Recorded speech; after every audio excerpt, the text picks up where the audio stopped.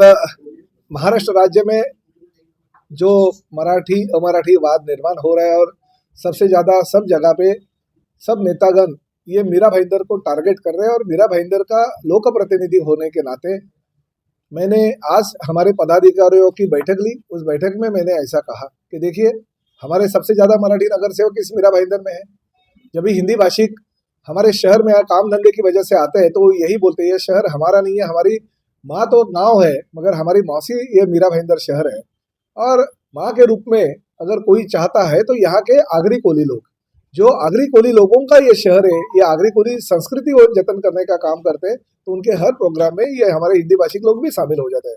जैसे गणेशोत्सव हो या हमारी मंगला गौर हो, हर श्रावण में हमारी हिंदी भाषिक महिलाएं बहुत बड़े पैमाने पे मंगला गौर की स्पर्धा करते हैं। ये कौन से भी शहर में होता नहीं है, ये मीरा भाईंदर शहर में होता है। और मीरा भाईंदर शहर में जो भी चीजें होती है वो सभी लोगों को विश्वास में लेके होती है। देखिए, कुछ महीने पहले यहाँ पे हिंदू मुस्लिम भी कलर लाना चालू कर दिया, नेशनल न्यूज हो गया, सब जगह पे वो चर्चा हो गई। कोई बाहरी नेता आते हैं और भड़काऊ भाषण करके निकल जाते हैं, चाहे वो मुसलमान हो, चाहे हिंदू हो, चाहे और जाति का समाज का आदमी हो।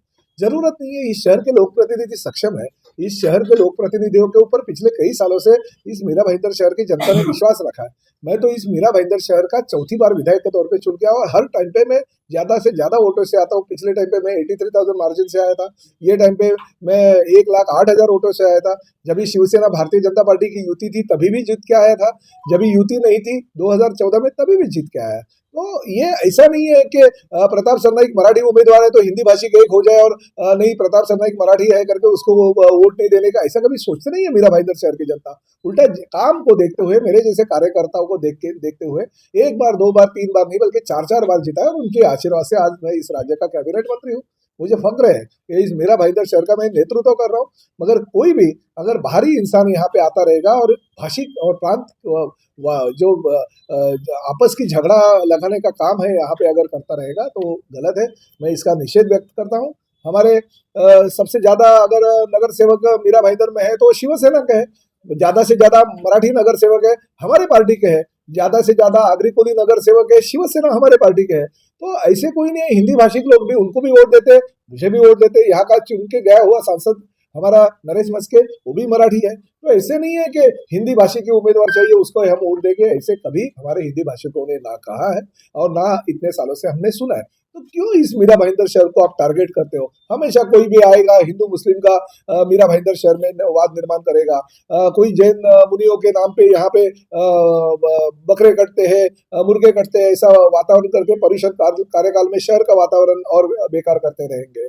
ये मराठी अमराठी वाद निर्माण करके किसी व्यापारियों को मारहान अगर यहाँ पे होती रहेगी, उस दौरान अपनी एकता दिखाने के लिए अगर व्यापारियों ने किसी भी पार्टी का झंडा नहीं लेते हुए अगर मोर्चा निकाला तो उस मोर्चा को प्रत्युत्तर देने की काम अगर यहाँ पे अगर होता है तो निश्चित रूप से ये शहर ज्यादा से ज्यादा शांति चाहता है और लोगों को भी कुछ लेना देना नहीं है। लोग भी यही चाहते हैं कि शहर शांतता प्रिय हो, शांति रहे। तो हमने ये तय किया, चलो मराठी है, हमारे हिंदी भाषिक सभी पदाधिकारी है, बहुत सारे हमारे जो नेतागण है वो भी हिंदी भाषिक है। मराठी पदाधिकारियों के साथ हमारे हिंदी भाषिक पदाधिकारी भी अगर काम करते तो हमने ये निर्णय ले लिया, चलो हर साल हम मराठी भाषा दिन बनाएंगे मीरा भाईंदर शहर में, जोर शोर से बनाएंगे। जैसे दिवाली का त्योहार हम करते हैं वैसे मराठी भाषा दिन हम करेंगे। जो हमारे साहित्यिक है, पुल देशपांडे, विसा खांडेकर है, विवा शिरवाडकर है, सभी लोगों का नाम लेके हुए हम एक दालन बनाएंगे। उनके नाम से उनकी जो मराठी की पुरानी किताबें हैं वो किताबें रखेंगे। जैसे मैंने ठाणा में कर दिया है वैसे यहाँ पे ग्रंथालय बनूंगा, उनके बड़े बड़े किताबें रखूंगा। और साथ ही में हमने ये निर्णय लिया कि शिवसेना की जितनी भी शाखा मीरा भाईंदर शहर में, वहां पे शिवसेना के माध्यम से हम ये जो मराठी बाराखड़ी रहती है आ ई ई वो हम हर शाखा में दे देंगे, ताकि हमारे हिंदी पदाधिकारी जो है वो भी सीखे कि नहीं ये भाषा मराठी है, महाराष्ट्र में रहना है तो मराठी सीखना पड़ेगा, महाराष्ट्र में रहना है तो मराठी अच्छी तरह से बोलना पड़ेगा। तो इस तरह से हमारे हिंदी भाषिक जो लोग हैं वो आके सीखेंगे, वही हमारे पदाधिकारी नहीं, आसपास के अगर हमारे कुछ लोग हमारे नागरिक आते हैं, हमारे मतदाता आते हैं, उनको भी हम सिखाएंगे। आइए बैठिए शाखा में 1-1.5 घंटा बैठिए, हमारी जो संस्कृति है, हमारी परंपरा जो मराठी की है, महाराष्ट्र की परंपरा है, वो जैसे आप आपके राज्य की संस्कृति और परंपरा का आचरण करते हैं उसी तरह से आप भी महाराष्ट्र की परंपरा का आचरण कीजिए। हम सिखाएंगे, हमारे शाखा प्रमुख हो, हमारे मराठी पदाधिकारी हो, वो सभी लोग मराठी सिखाने में आपकी मदद करेंगे। इसलिए हर शाखा में हम मराठी बाराखड़ी का बुक दे देंगे ताकि हमारे हिंदी भाषी लोगों को भी सीखना आसान हो। परफेक्ट रैली निकलने वाली है। सर 8 तारीख को मराठी एकता की वो रैली निकलने वाली है, जिसमें ऐसा लगता है कि हजारों तादाद में मराठी मानुस नहीं देखिए, मैं एक बात आपसे कहना चाहता हूँ, मैं वही आपसे बार बार दोहराना चाहता हूँ। देखिए, इलीगल तरीके से शहर का वातावरण, मैं हाथ जोड़ के विनती करता हूँ कि लोगों को नहीं चाहिए ये कुछ। लोग शांति चाहते हैं, लोग अमन चाहते हैं। ऐसे काम करते हुए आप अगर गलत तरीके से ये रैली निकालना, मोर्चा निकालना, उसने मोर्चा निकाला इसलिए मैं उसके खिलाफ मोर्चा लेकर आऊं, क्या जरूरत है? अरे आपको करना है तो मैं जो कर रहा हूँ वो करिए ना, शांति प्रिय मार्ग से भी आप कर सकते हैं।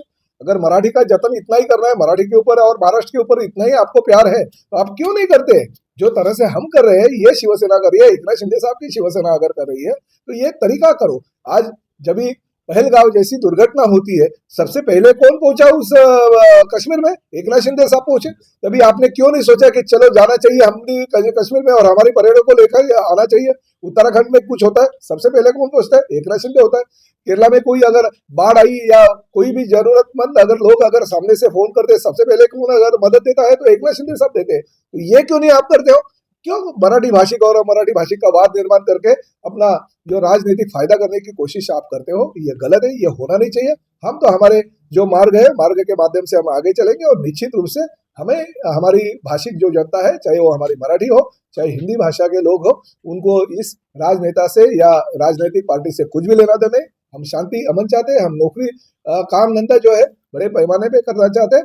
हमारा शहर विकसनशील शहर हो, देश के नक्शे में हमारा शहर लेके जाना चाहिए। ये विकास का मुद्दा लेके हम आगे चलेंगे और इसी तरह से विकास करते रहेंगे।